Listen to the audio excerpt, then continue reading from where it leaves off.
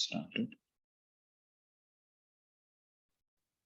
First, we will get started with voting. And let's proceed here.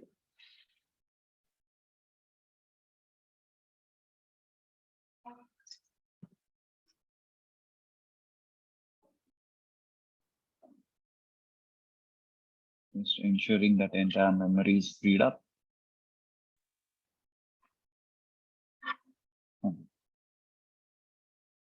We are going to talk about voting. Within voting, we have hard voting and soft voting. Soft voting is nothing but taking an average. Within average, you have simple average and weighted average.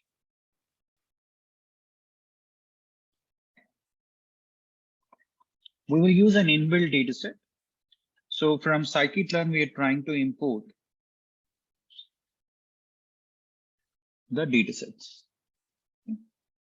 And we want to build a linear model, SVM, k-nearest neighbors, naive Bayes, etc.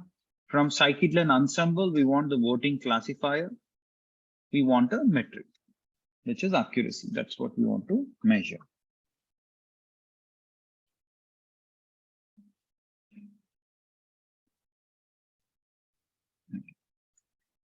So first, let me import the required libraries. Whenever you submit your assignments, please ensure that you maintain the code modularity. Loading the data set, performing your exploratory data analysis, then building your models, etc. And ensure that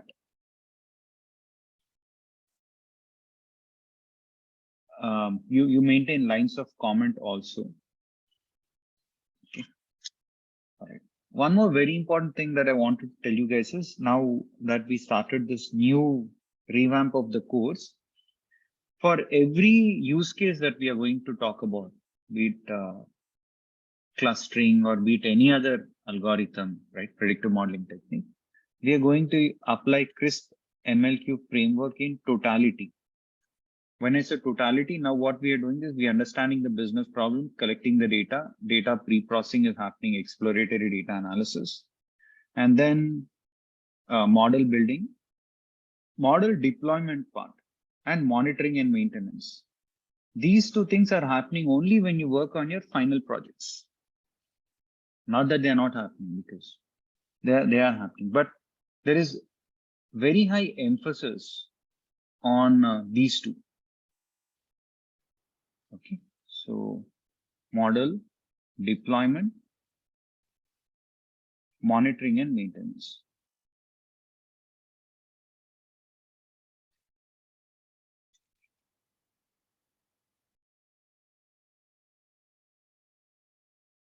If you can, or the idea that we have is, if we can have this done for all the use cases in the entire training, maybe there are some 50+ use cases if you guys count each one of those, depending on the algorithms that you're learning.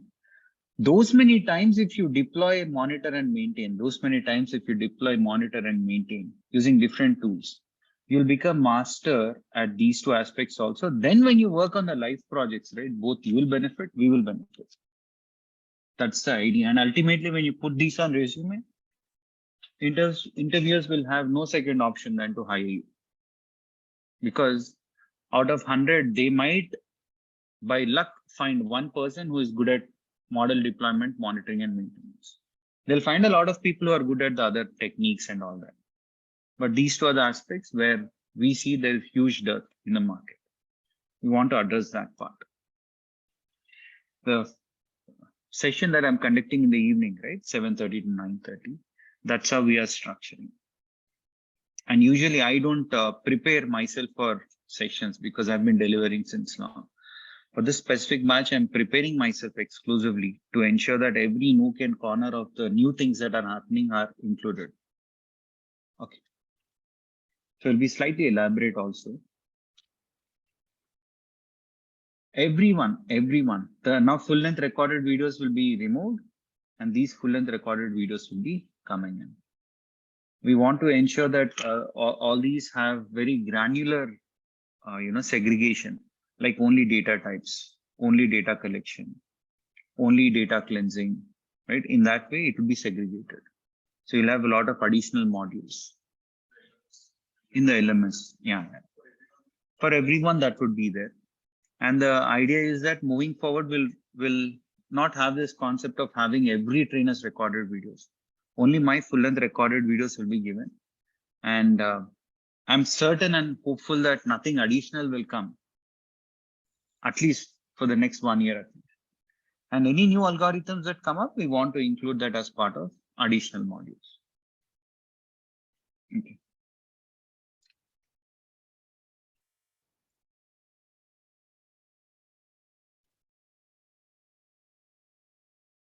Yeah, Kavya. Deployment tools you'll be learning.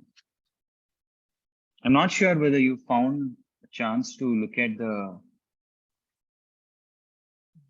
demo sessions that we have conducted most recently, or rather I have conducted. Let me show you.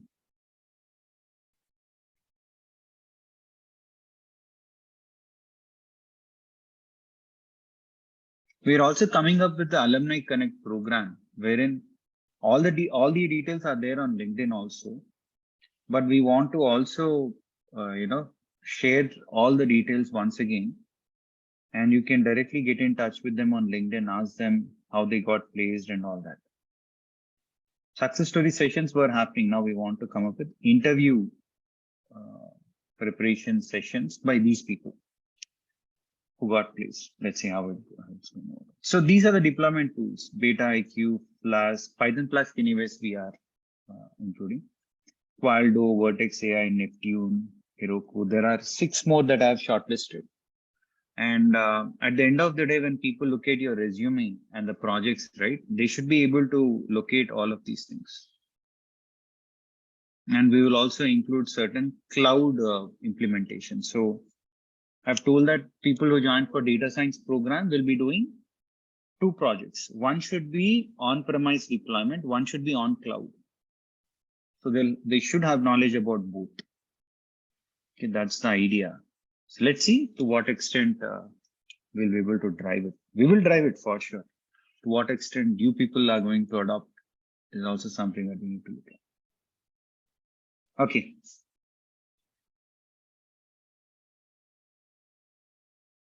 Yeah, you can. Live classes can be attended multiple times.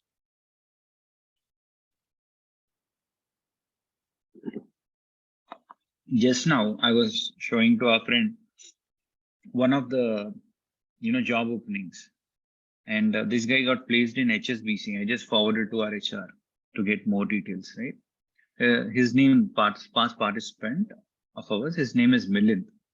He has joined HSBC, or he got an offer from HSBC, okay, as a data scientist. Many success stories. A few of them, let me know. A few of them, it just goes unnoticed. Right. And sometime, after 6 months or so, if they find some difficulty in project, that is when they approach me saying that, Barney, I joined this company, can I get help? That is when I come to know that, okay, these people got placed.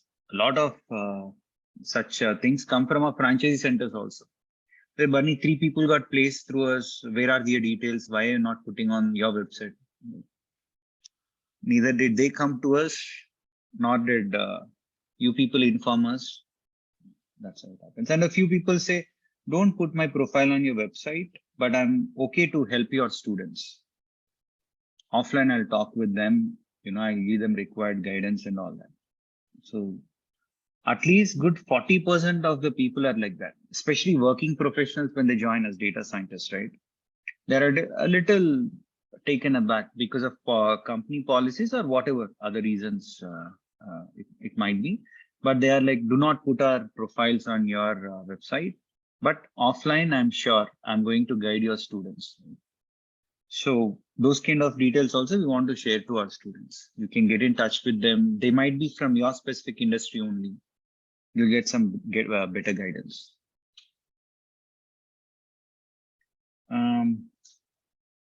Pradeep, I mean, see, that's a perception, Pradeep. Who told the freshers are not hired? And how is it that freshers through 360 Digit MG are getting placed in that case? How come freshers are getting 14 lakhs per annum? 14 lakhs per annum. People who have newly graduated, after their graduation, they joined our program. Of course, they joined the PDS program. And then after completing 6 months, okay, they have worked as interns for 2 months, and then they got jobs worth 14 lakhs per annum. Precious. And for your statement, why are you making that statement, Pradeep? I still find it, difficult to understand. If it is machine learning, for instance, 27,000 jobs are there, 0 years experience. There are already jobs available. Why are you not applying? First, tell me that. Out of 1321, for how many jobs did you apply? Okay, that's a wrong statement that freshers don't have opportunities. Freshers have equal opportunities. Just that you need to try out. What happens is you approach one company or two companies, or you see one job opening or two job openings, and then you make up your mind that, okay, this job is only for working professionals or people who have experience. Wrong. Your data scientists do proper research. Okay. So here we are loading the data set. And within this data set, which is available in scikit-learn, already the data is split as data and target. Data means inputs. Target means output. And then you have 569 rows, 30 columns. 569 rows and one column. Since you have one column, it's not showing up comma anything over there. Now I'm saying test samples equal to 100. And what I would say is go, okay.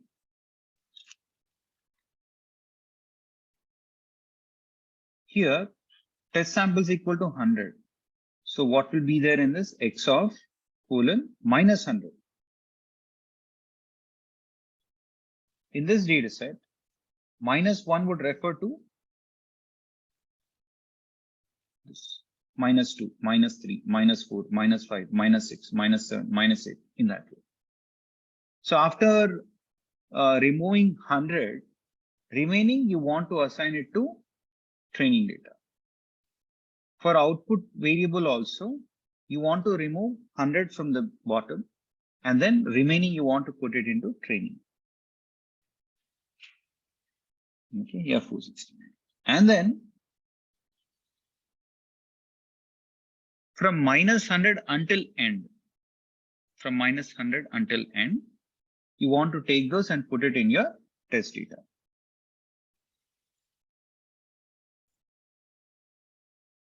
So you have your test data wherein you have 100 observations.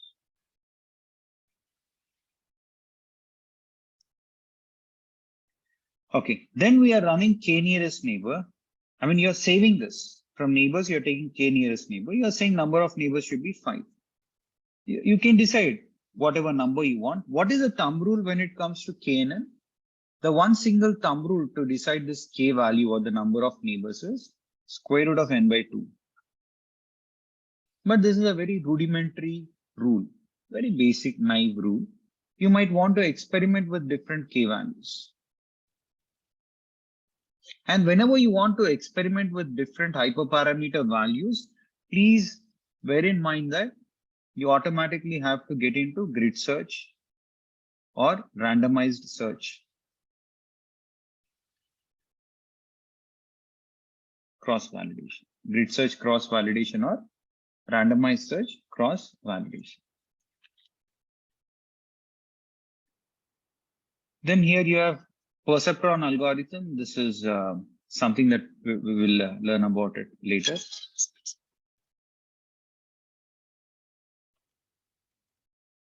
Am I getting any pop-up to show you about this?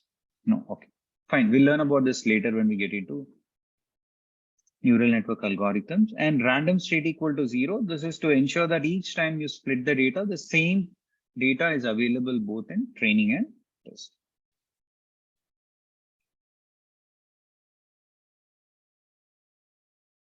Yeah, Rakesh. Yes. Okay. Then we have support vector machine. When we get into support vector machine, we will get into this gamma discussion. That's again a hyperparameter. Then what you're doing is you're using a voting classifier and you're using all these three models. You're saying one is KNN, another is perceptron, another is SVM. Okay, you store in voting. Now, when you say voting.fit, it's going to run all these three algorithms. And when you say predict, it will do a hard prediction. Means it will apply all these three. And whichever gives the majority, to go with that. Then you can also print whatever you have in the single quotes that will get printed as is. And you're saying, I want to have the accuracy score. You have your actual data and predicted values when you're comparing. What is accuracy turning out to be? 90%. Hard voting. Now let's get into soft voting. Again, you need to initialize. Here also same thing. But then here we are trying to get the probability values as output. We are using naive Bayes, which will anyways give probability values. So you run these three models. And here you are adding an additional argument which says voting equal to soft. Okay. So either we can run only this. We need not fit each and every model, right? You fit your voting. That means all three.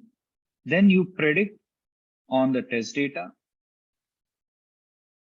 and look at the accuracy. What is accuracy? 94%. So the moment you use Ensemble, it will be far superior. If you look at each individual algorithm, KNN separately, then if you run naive Bayes separately, then if you run SVM separately, then if you use all these three models separately to do the predictions on your test data, and then if you look at the accuracies of all these three individual algorithms, the accuracies are varying. Okay, but when you do soft voting, what happens? You take an average, basically. Okay, so this is a simple voting concept. Now let's get into stacking. What is voting and stacking? Are they generative or non-generative algorithms? Non-generative algorithms. So let's get into stacking for classification purpose. And are we stacking far too many algorithms? I believe yes, but that's okay. Let's do this. I'll remove everything from here. Okay. So we import all the required libraries, whatever we want. We are loading this breast cancer dataset. Whenever you load the dataset from scikit-learn datasets, you will have both data and target. Data means inputs, target means output. So from start until 400 observations, you take and put it in training. From 400 until end, you're taking those and putting in test. So you have in total, how many observations do we have? 569. If you add training and test, if you add these two, you get 569. If you add training inputs and test inputs, again, you have 569 observations. Then you're saying, I want to create some base learner. You're just creating an empty container now. And you're saying, let me run KNN model. Let me add it to base learners, append it. Now let me add decision tree classifier. Then let me add it to this base learner object. How many do we have now? 2 in this base learners. Now let me go ahead with multi-layered perceptron, which is a neural network algorithm. And let me forget about all these hyperparameters, friends. All these are hyperparameters: hidden layers, solver, random state. Random state, anyways, you can use 1, 2, 3, or whatever numbers you want. So these are all base learners. So how many base learners do we want to run? 3 base learners: KNN, decision tree, neural network. And then you want to run a meta learner. Meta learner is logistic regression. What do I mean by that?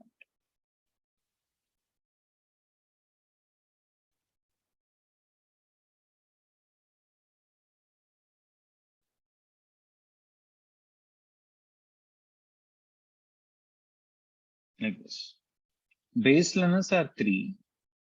Then you get the predictions of these 3 and then output of the original data set, put it here and run your meta learner. So for meta learner, we are saying we want logistic regression. Okay. You are creating a variable to store the metadata and the targets. What do you mean by metadata? Yes. When you use this model, build the model and predict on the original data set, you get the predicted values. I need to store it somewhere, right? I'll store it here. Then I'll use this model on the data set.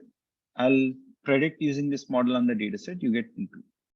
Then I'll use this model, predict, I get P3.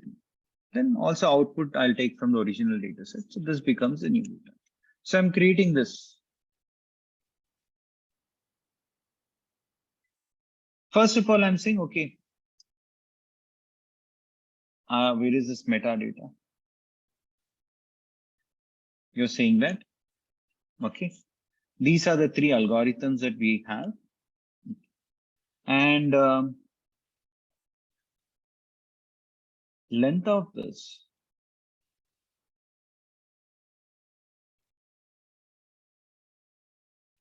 would give you 400.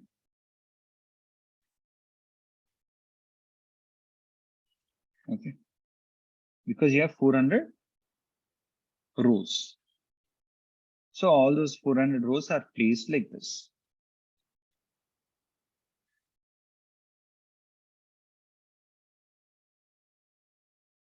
Okay, 399, 0 to 390. Okay. So for every row, you apply one is KNN algorithm. You get the predictions. Then apply, the next algorithm, which is probably SVD. Then the moment you apply that, you get the prediction. Again, you apply your multi-layered perceptron, you get your algorithm. So for each of the base learners, when you apply, you get the predictions for first row, second row, third row, fourth row, fifth row, so on and so forth. Clear? So initially, I'm just putting all zeros. These are your data. Data means those will serve as your inputs. All those, you're using 3 algorithms, right? So you'll have 3 predicted values. And you also need output variable, right? So what you're doing is you're saying, let me create meta underscore targets. Targets means your output variable, or target rather. And you're saying you want 400. So you want 400 observations. So that's why you're saying length of this. Length of this video 400.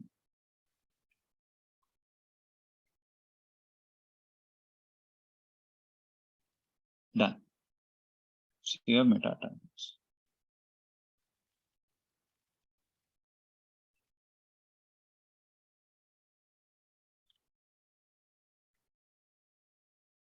Then you're doing a k-fold cross validation. Number of splits equal to 5. You know, when k equal to 5, it will split the data into 5 parts. And it will have 5 folds. And in each fold, you will train on 4 parts, test on 1 part. In each fold, you train on 4 parts, test on the 5th part.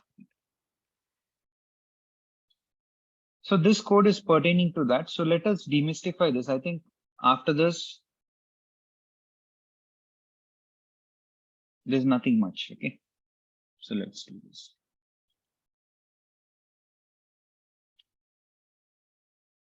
And you're just initializing. These two are just initializing. Okay, meta index equal to 0. So you want to start from index number 0 onwards. And you're now writing a for loop. You're saying for training indices and test indices in kf.split of the training data means you want to split the training data into multiple folds. Okay, when you say you want 5, you want to split the training data into 5 parts. Part 1, part 2, part 3, part 4, and part 5. For training indices and test indices in this, for I in range of length of base learners, how many base learners do we have? 3 base learners. So for I in range of length of base learners will give you 3. Range of 3 means 0, 1, and 2. For that, you're saying base learner 1, 0, base learner of 0. So you're going to base learner, you go to 0. For that, take that specific learner, fit it on training data, inputs and output, and then use that model to predict, okay, and get the probabilities of training data inputs pertaining to the test data indices. Indices means index values. Okay, so all you're saying is go to this training data and you're splitting it into 4 parts, 5 parts, right? Training indices for k equal to 1, for fold equal to 1, what will be the training indices? P2 to P5 will be the training data. P1, sorry, P2, P3, P4, and P5. How about for test? You'll have P1. Okay, for test, you'll have P1. So you're saying go to this P1, all the index values of that, okay, go to all the rows and column, first column. Obviously, there'll be only one column in that. And store the predictions. And you want to write those predictions into your metadata. So what are you doing here? You're saying metadata of I. First, initially I will be 0. For metadata of 0, 0 means here is metadata. The first algorithm, go to that. And you're saying metadata index should be metadata index plus length of training indices.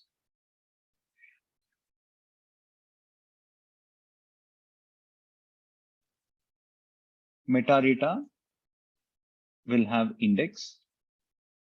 Okay. Initially it is 0, get started, plus length of training indices. Test indices. In test data, how many index values will you have? In test data, let me see. You have 169. So 0 until 169. Okay, sorry, not 169, 400. My bad. Sorry. This is all part of training data only. You're splitting training data only into multiple parts. And not even 400. Should take this. If you're dividing this training data into 5 parts, how many will you have? 80. Right? 400 by 5. If you divide the data set into 5 parts, you'll have 80 each. So from 0 until 79, a length will give you 80. 0 plus 80 will give you 80. So all those predictions, take those and put it in this metadata. Okay. That's one part. Next thing is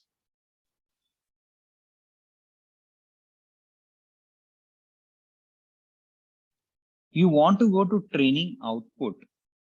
Y. Take all the test indices and take all the corresponding Y values and store it in the target.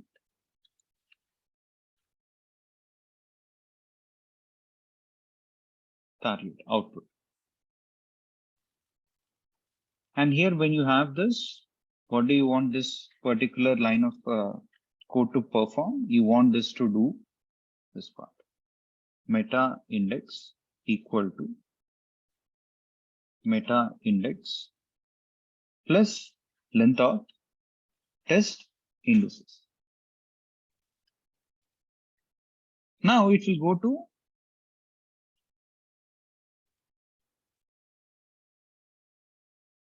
the for loop again.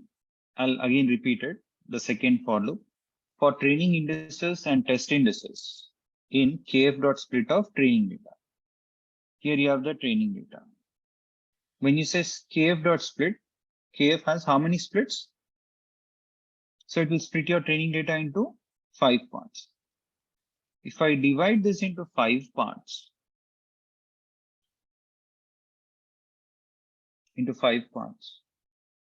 400 into 5 parts, how many parts will become? I mean, how many observations will become 1 part? 80, 80, 80. Right? So 1 until 80 will be part 1. 81 until 160 will be part 2. Then 161 until 240 will be part 3. 241 until 320 will be part 4. 321 until 400 will be part 5. Okay. Already part 1, we have done everything. Now it will go to part 1 is done. Part 2, part 3, part 4, and part 5. It will go to now part 2. For I in length of this, oh, okay, sorry, my bad. I'll go back to part 1 only again. The reason being, we have another for loop here, right? So first, let's go to part 1. We'll redo our understanding part 1. For I in range of length of base learners, how many base learners? We have 3. So for I in range of, this will give you 0, 1, and 2. So first I value will be 0. So base learner of 0. So it will go to this base learner of 0 will go to this k nearest neighbor. Then using that, you train your model on training data, inputs and output. Okay.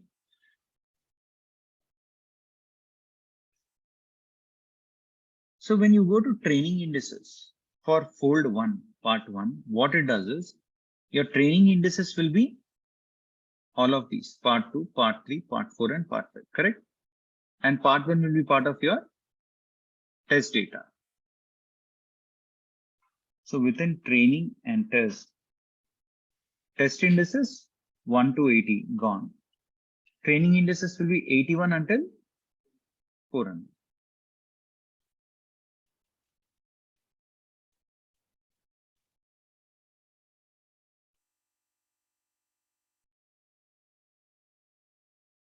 All right, next. So this part is also done. So once you train on all these parts, which includes part 2, part 3, part 4, and part 5, you want to predict on what? Test indices. Yeah, you want to predict and get the probabilities on test. So you're saying, let me go to this training data. In that, let me go to test indices. Test indices are nothing but 1 to 80. Okay, go to each and every row. 0 means select only index 1, and then do the predictions. Save it here. All these predictions, I want to write it back to this data set because you know what? I created a dummy data set with all the zeros initially. Now, what do I want to do? I want to use this first algorithm, which is KNN, do the predictions on the test indices, and I want to store all the results. Okay, clear? Yes. For how many? For 80. So 1 until 80. That is what this line does. Next, what's happening? You'll go back to this for loop again. Okay. You'll go back to this for loop. You'll go to now I equal to 1. I equal to 1 means it is a second base learner. So let me go to this base learner. What is the second base learner? Decision tree. So it will go to decision tree. It will train the model. It will predict on the test indices. Then you update the metadata. Metadata of I. I is now 1. 1 means it will go to the second. And it will give the predictions for all the 80 test indices. Again, it will go back. Now for I equal to 2. Base learner of 2. What is base learners of 2? Neural network or perceptron, multi-layered perceptron. It runs that, it takes that, it runs that on the training data. Then you predict on the test data, you get the predicted values. Okay. You put those predicted values in this metadata of 2. When you say this metadata of 2, you get all the predicted values.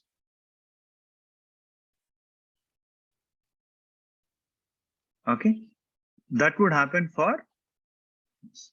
Then now, once it comes out of that loop, for loop, once it completes all those 3, it will come here. Now, what are we doing? We are also taking the training data output, training Y. Why do you want that? Because in this metadata, you are putting the predictions of all the 3 algorithms. But then for me to proceed further with the algorithm, I need the predictions of all these 3 models, which is part of metadata. And you also want the output, right? And we have done predictions for part 1, which contains 80 observations. Clear? So I also want Y for all these 80. So all I'm saying is go to the train Y, take the first 80 values, fill it in meta targets. There is another variable, fill it here. Okay, job done. Then you're saying meta index equal to meta index plus length of test indexes. Meta index equal to 0, right? So this line can be written as meta index is equal to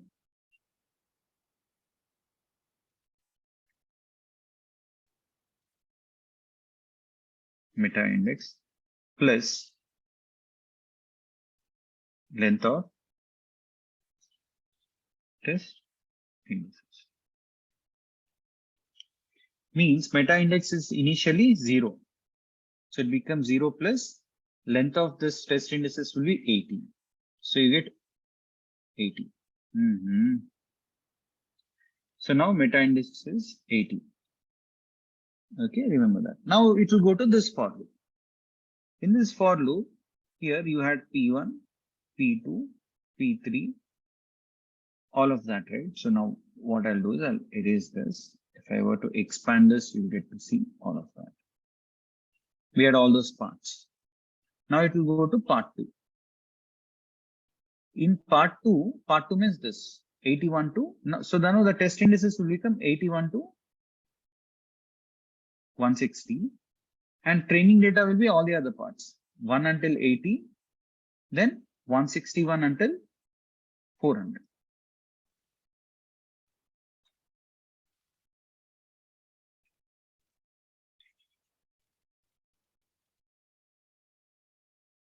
Okay. Now when it goes to this, it will go to for loop. Once again, it will go to 0. 0 means KNN. It will run the model, do the predictions. Now what it is doing is when it takes all these predictions, it's taking meta index, which is now 80 plus length of test indexes, which will be 80 only. 1, 2, 3, that's 80.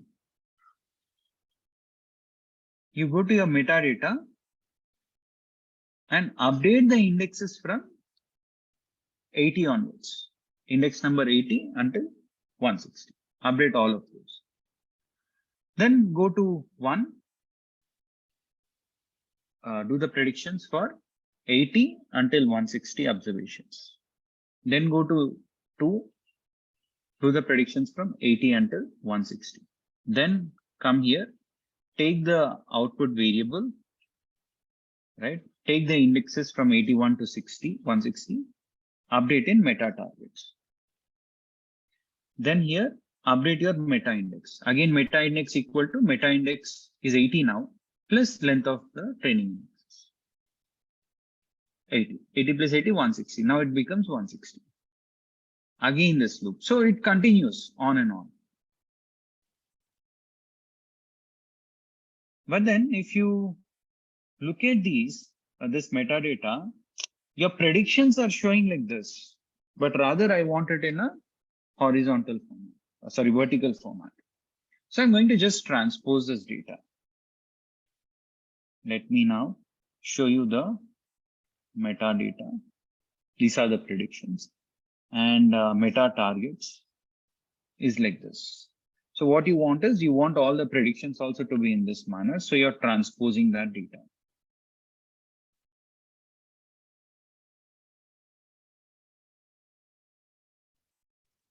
And then what you're doing is you're saying, let me take the length of base learners. We have 3, and length of test data, which is, where is test data? Which is 169. Take those and create your metadata for the test, okay, just to evaluate the base learners. Then again, the same thing is happening here. What we are doing is we are creating an empty container. Then we are saying for I in range of length of base learners. How many base learners do we have? 3. So range of 3 would be giving you 0, 1, and 2. So this for loop will first take 0. It will go to the base learner 0. It will fit the model on the training data, and then you're predicting on the test data. And then you're saving the predictions in test data, test metadata. Okay. Then you're also saying go to metrics, take the accuracy, compare the test data and predicted values. Okay. Then keep appending the accuracy values is what you're saying. Then continue it for 1 and 2. So for the other base learners also. When you run this, you will have your test metadata, which will be like this. If you transpose it,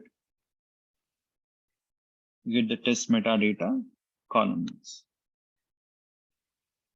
Now what you do is meta learner, you're taking metadata and meta targets, you're building your model. After you build your model, you're testing it on test metadata. Okay, and then you get the predictions. Now what you're doing is you're trying to compare the actual values and predicted values so that you get the accuracy. What is the accuracy? 0.928. Okay. Then you can print out the results of all the base learners one after another also. So for I in range of base learners, length of base learners will be 3. So you have 0, 1, and 2. For I in 0, go to base learner 0 learner. Take the base learner 0 accuracy with 2 decimals. F is for float. And give the name of the learner also.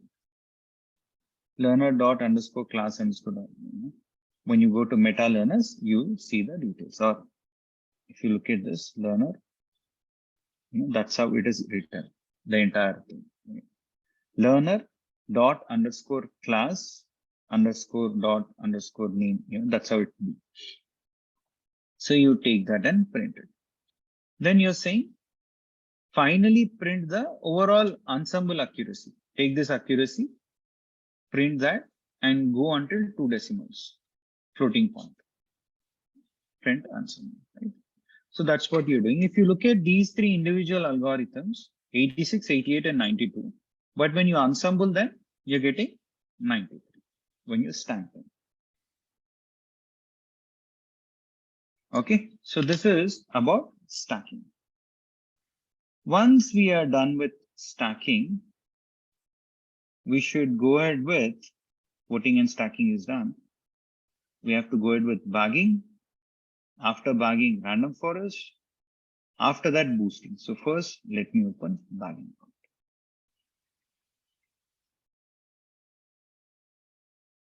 Then we'll get into random forest. Okay.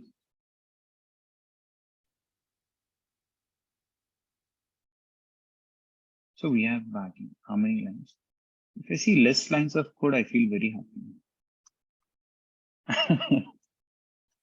Okay. So let me run it. We'll run only this and then we'll quickly take another 10 minutes break and then we'll do the other things. There's no hurry. Okay. So there is a specific data set called as movie classification, whether that movie will win an Oscar award or not.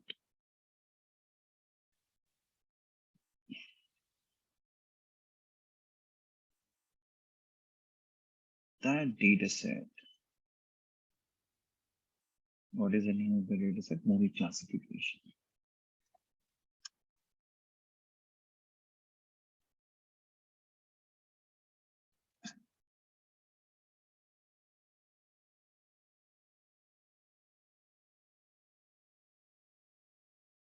Okay.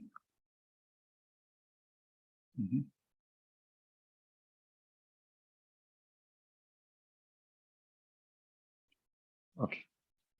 So we are importing the data set. We are loading the data. We have 509, 506 rows, 19 columns. Out of that, the column which we are interested in this, whether a particular movie will win the Oscar award or not. Head will show you the top 5 rows. Info will tell you how many rows you have, right? How many columns you have and how many are non-null, how many are float, integer, object, etc.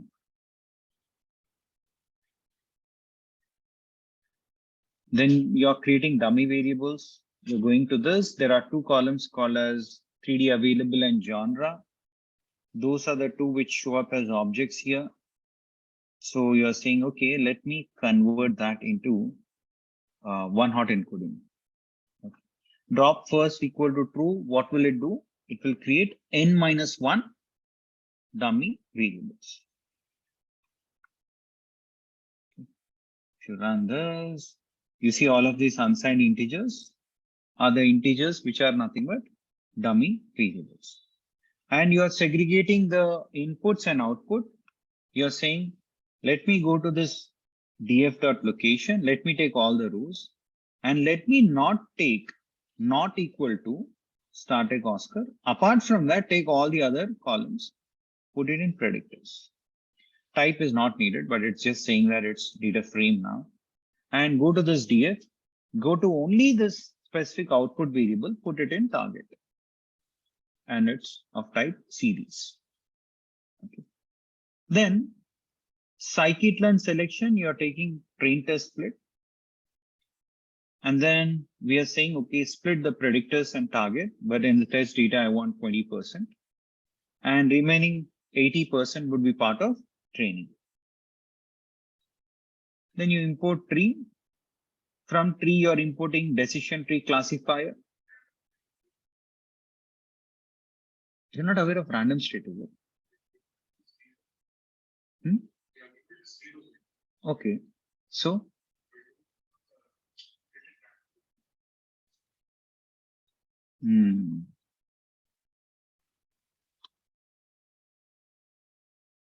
This is something that I explain during my machine learning 101. I'll explain once again. When you split your data randomly into training and test, say you have 80% of data into train and 20% of data into test, and say you have 1000 observations. Okay. When you randomly split, you'll randomly have 2, 4, 5, 7, whatever. Okay. Since you have 80%, since you want 80%, 80% of 1000 is, then when it comes to your test data, remaining 200 entries are taken. Whatever is not part of your training data, those observations will be part of your test. So 1, 3, 6, so on and so forth. Correct? 1, 3, 6, 8, etc. How many observations? 20% of this will be 200 overall. Now, in your lines of code, you load the libraries, then you load the data set.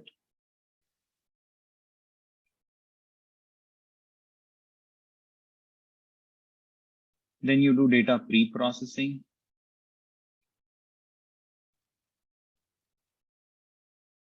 Then you perform probably exploratory data analysis.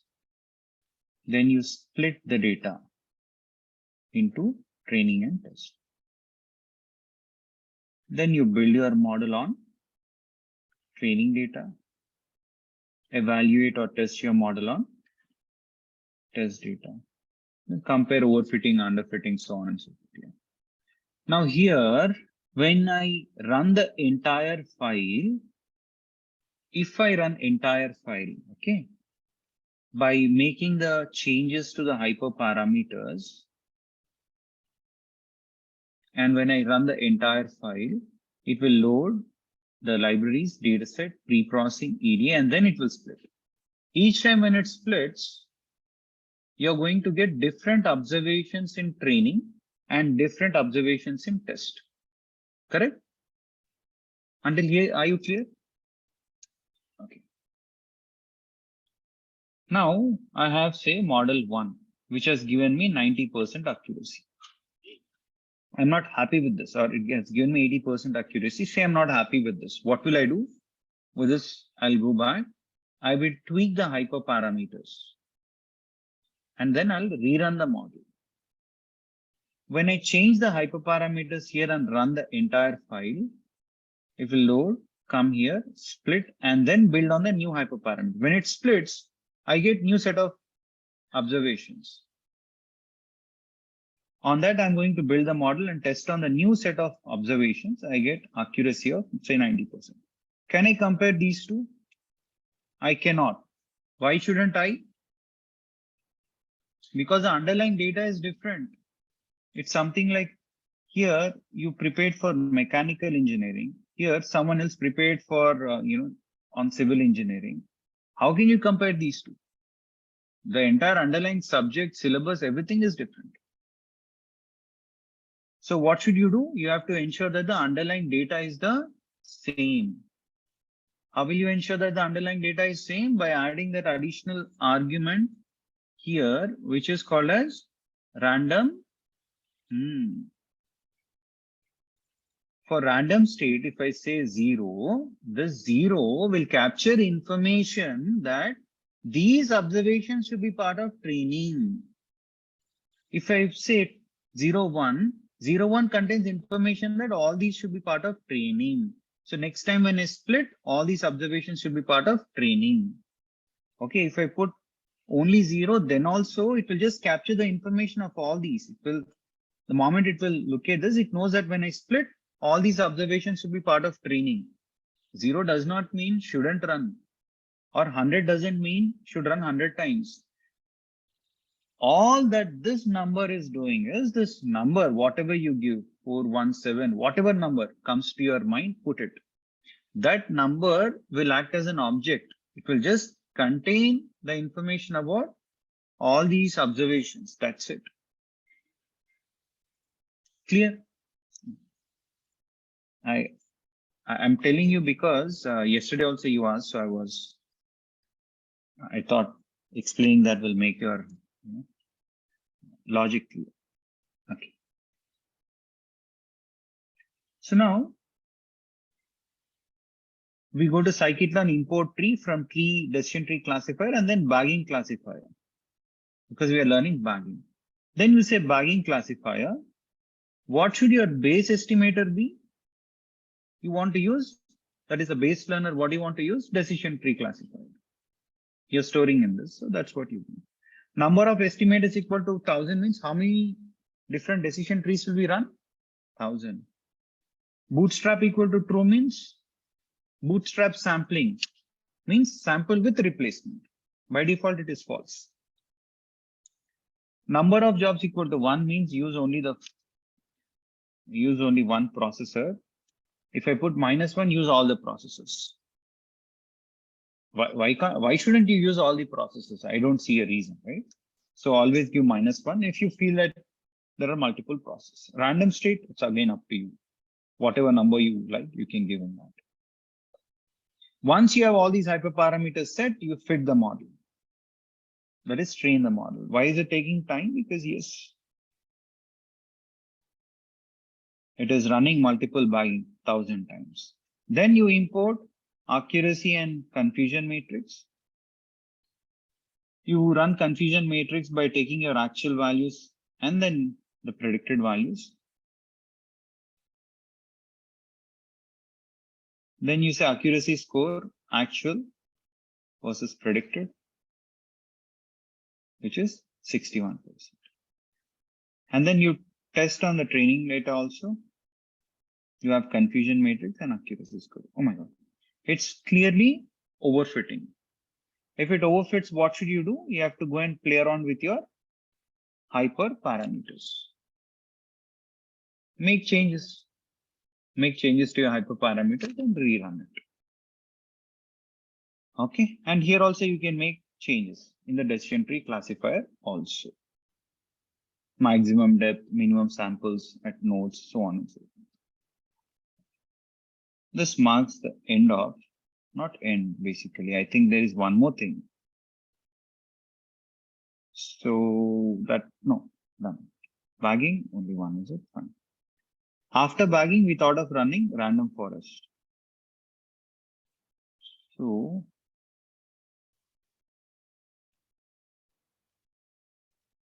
can grid search also is explained. So let me take this. I think we can run this also, and then we will take a quick break, and post that we will get into the boosting lines of code. With that, our Ensemble masterclass.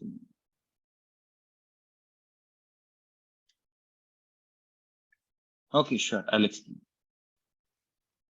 Here also we have, I think, confusion matrix. I'll explain. Yesterday also? Okay, fine. I'll explain.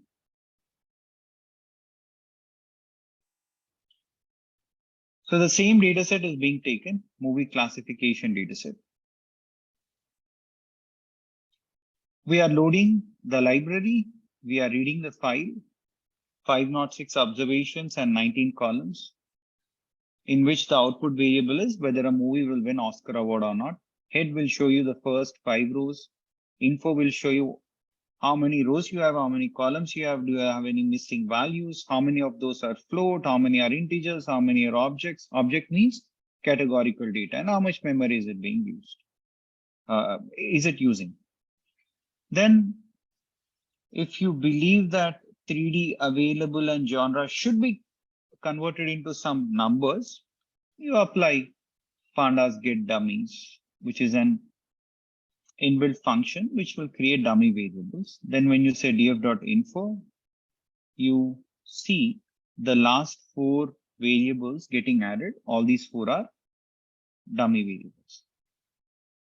Then we are trying to segregate inputs and output. You're saying go to this df, go to location, take all the rows. When it comes to columns, take everything which is not equal to this. So you get all the parameters. Then you have the target.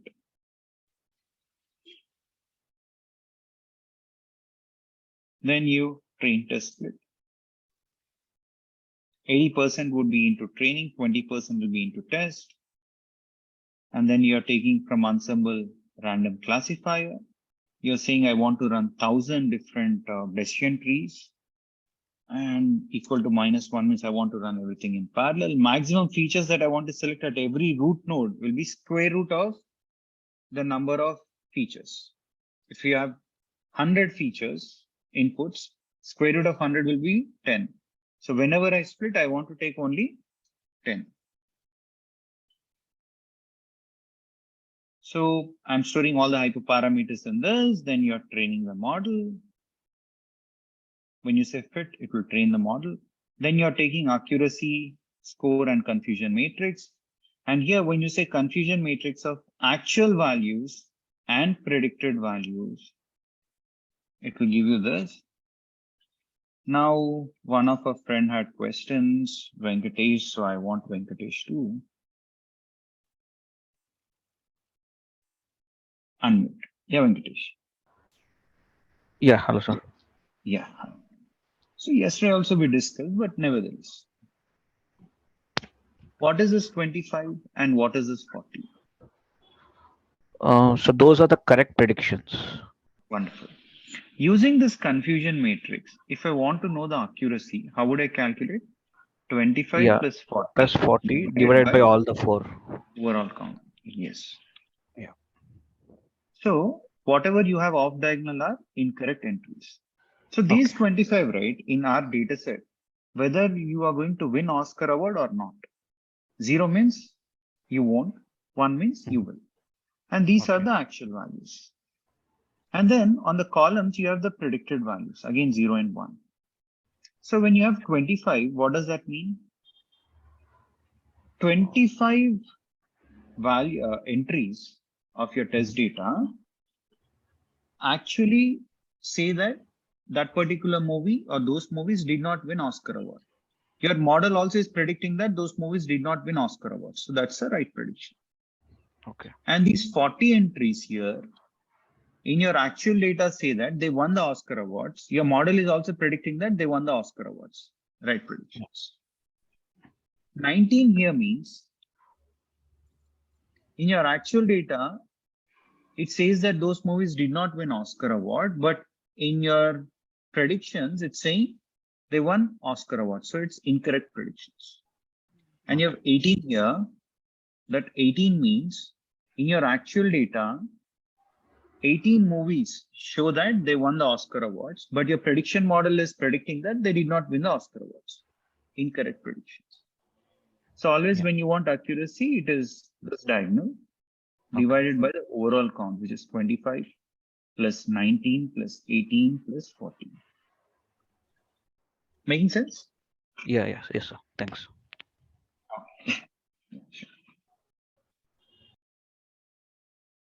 But then by looking at this confusion matrix, is your model biased? Is your model doing a good prediction when it comes to 1 and not so good when it comes to 0? Yes or no? Or look at the incorrect predictions. Is your model more or less giving you the similar kind of errors for both zeros and ones? Yes, right? More or less, it is misclassifying 1 as 0 and 0 as 1 in more or less same number of cases. So your model is not biased. Okay. If you have huge difference, for example, 0 here and 19 here, that means your model is biased.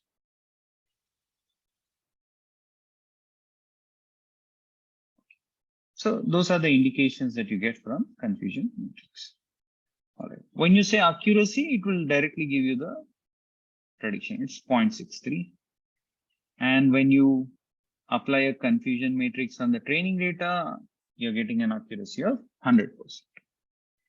But again, it is overfitting. 100% training accuracy and 93% test accuracy means clearly your model is overfitting. So what should you do then? You apply grid search techniques. You import grid search cross validation.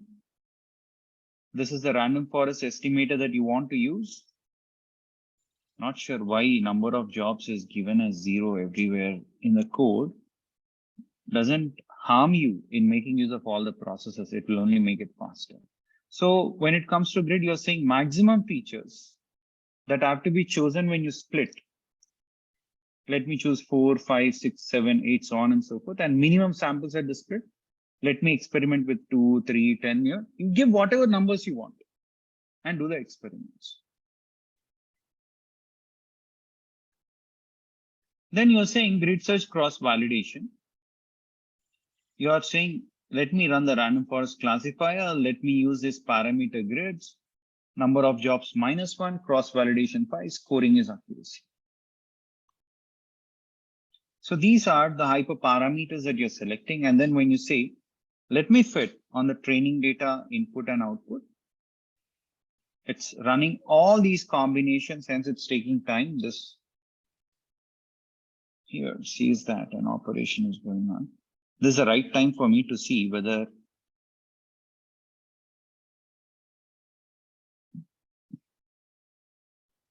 %100% of CPU is being used, and GPU is also getting into action. If you see it, 4% of GPU is being used, 8%, 7%.